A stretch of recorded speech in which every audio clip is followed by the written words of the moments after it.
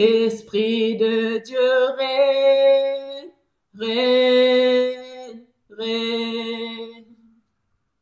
Dans ma vie, esprit, règne, règne, règne.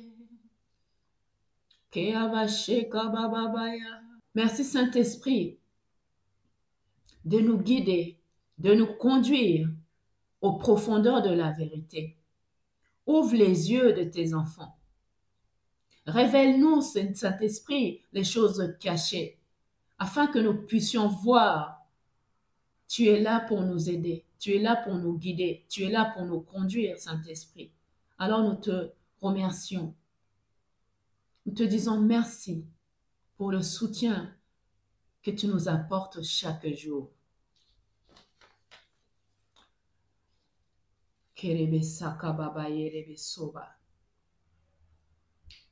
Conduit par l'esprit de vérité.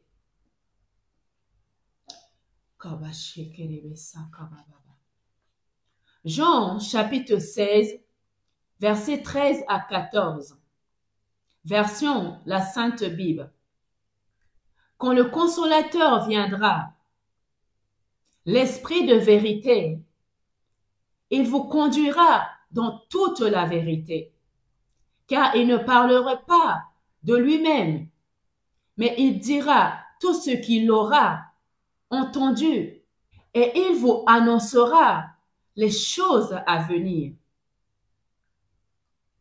Il me glorifiera parce qu'il prendra de ce qui est à moi et vous l'annoncera. Bien-aimés, lorsque la parole de Dieu est annoncée sous l'onction du Saint-Esprit, elle est libérée avec puissance et autorité. Ce n'est plus un simple discours, mais une manifestation vivante de la vérité divine. L'esprit de vérité ne cherche pas à se glorifier lui-même, mais il glorifie Christ et produit des fruits qui honorent le Père céleste. Contrairement à cela, l'intelligence du monde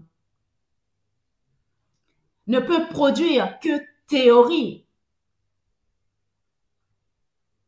raisonnement humain et corruption. Elle parle, mais ne transforme pas. Elle enseigne, mais ne délivre pas. Elle captive, mais ne sauve pas. C'est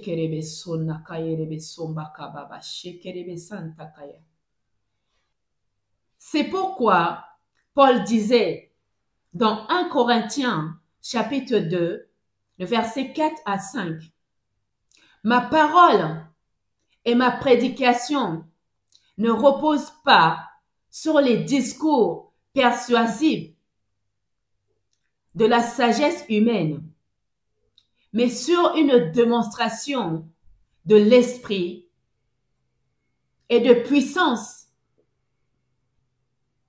afin que votre foi fût fondée non sur la sagesse des hommes, mais sur la puissance de Dieu. Lorsque, bien-aimé, tu te laisses utiliser par l'Esprit de Dieu, l'ennemi ne reste pas inactif. Il soulève des oppositions, des accusations, des critiques, souvent même provenant de ceux qui portent le masque de la piété. Il tente de semer le doute, de te décourager, voire de te séduire par des propositions corrompues. Mais ne te laisse pas ébranler. Jésus lui-même a été tenté après avoir été rempli du Saint-Esprit. Dans Luc chapitre 4, versets 1 et 2, version la Sainte Bible. Jésus, rempli de l'Esprit Saint, revint du Jourdain et fut conduit par l'Esprit dans le désert, où il fut tenté par le diable. Pendant 40 jours, il ne mangea rien. Durant ces jours-là, et après qu'il fut écoulé, il eut faim.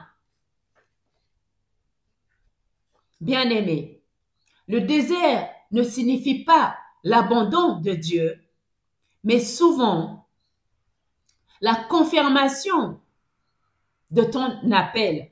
C'est là que ton obéissance est testée, ta fidélité éprouvée et ta foi affermie.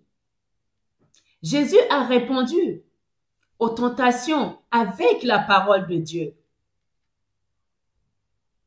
Et il est sorti du désert avec puissance.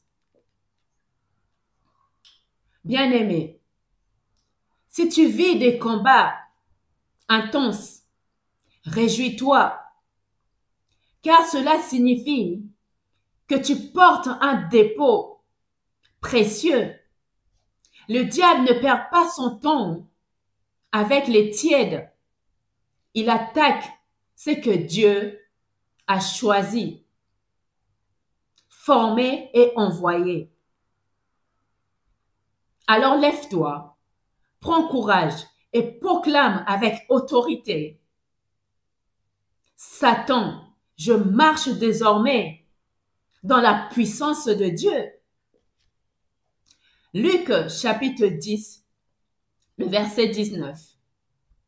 J'ai reçu le pouvoir et l'autorité pour marcher sur toi, sur toute la puissance de l'ennemi, et rien ne pourra me nuire. Retourner à la place que tu mérites sous mes pieds au nom puissant de Jésus. Soyez forts, tiens ferme, car le Seigneur t'a choisi pour porter sa lumière dans ce monde. Que la bénédiction de Dieu repose sur toi abondamment au nom puissant de Jésus. Amen. Aimez la vidéo, bien-aimée. Partagez avec toutes les personnes que vous aimez et que vous connaissez, parce que vous pouvez les aider, leur apporter la vérité. Et pour soutenir l'œuvre de Dieu, vous pouvez le soutenir en cliquant sur le bouton « Merci ». Merci de m'avoir écouté et à très vite.